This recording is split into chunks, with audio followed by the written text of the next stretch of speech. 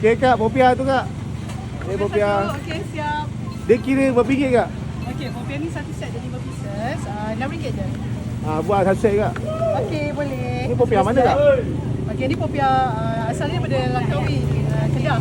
Oh. Tapi kita buat dekat Kampung Baru, Bazar Ramadan Jalan Raja Alang, Kampung Baru. Kita dah berada kat sini selama 12 tahun. 12 tahun dah buat popiah ni. Alhamdulillah. Anak beranak ni Ya. baik. Alhamdulillah. Satu RM1 tak jual satu kak. Satu, kita jual satu set sebab kita nak makan ramai-ramai kan. Kita berbuka sama-sama untuk makan ramai-ramai. So dia ada basah dengan kering kan? Kita ada basah, popiah basah, ada popiah sira. Oh, sira pun ada. Popiah goreng.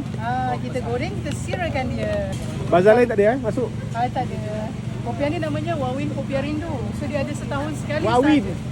Oh, Wawin popiah rindu. Wawin Popiah Rindu setahun sekali di Bazar Ramadan Jalan Raja Alang. Kalau nak hari-hari boleh call. Habis akak buka jam berapa kak?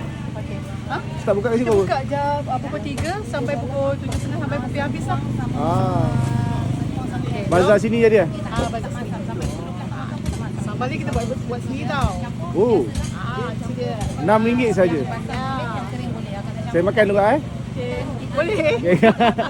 Nice, terima kasih.